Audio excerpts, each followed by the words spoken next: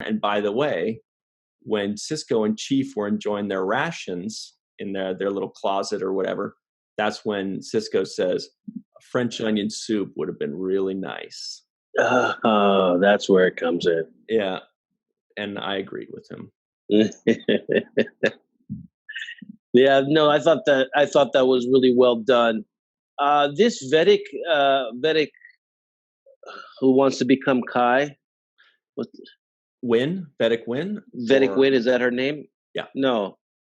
Yeah, that's her name, right? Vedic Win, the one who wants to, she's, working behind the scenes to become the Kai. Yeah, she'll be Kai Wynn later. She will become Kai eventually, right? Mm-hmm. She's just so manipulative and disgusting in her ways. Like she turned so quickly. Like you wouldn't have a problem with examining the evidence, then would you?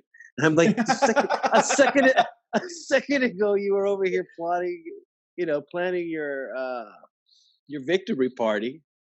And now you're switching over because you see the tide is turning, and you switch over on this side and throw that guy under the bus. I thought she's one of the most unscrupulous characters in our show. I would say she's several tiers down below Quark and below Keiko. Below Keiko, yes, exactly. Speaking of which, also, the little tease at the beginning of our episode is Bashir telling your mother joke, and do you remember that?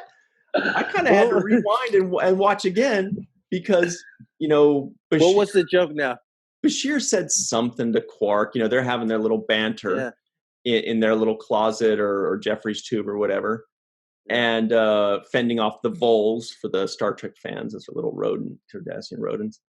And I don't remember what Bashir said to Quark, but Quark says, "Who told you that?" And Bashir says, "Your mother did the day you were born." I was like, "What the?" Yo mama joke. I thought that was hilarious. Yeah. And then Quark gets like extremely mad. Yeah. Like, and all the middle schoolers and 10-year-olds were like, ooh. Yeah, that was interesting to say the least. A little slightly out of place. You never talk about my mother. But I guess it was it was to highlight that they were having this miserable time in this confined space. I thought it was funny when Bashir breaks the paneling open from the aqueducts area where he's hiding, and he pulls out his phaser and surrounds the Bajorans that were trying to take over the ship.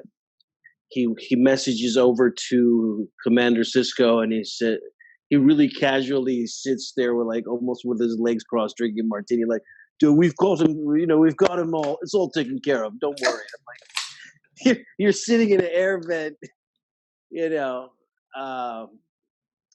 acting all real calm and nonchalant about it. I thought that was kind of funny. We got to have Sid on the show sometime. I've never met him. Well, he's a hard guy to keep up with. He's always jet setting around the world, but he was on Game of Thrones. He's still working. He's doing well for himself. He is. I remember the first time I saw him afterwards on a big movie was that Syriana movie that he did with George Clooney. Yeah, I don't know it.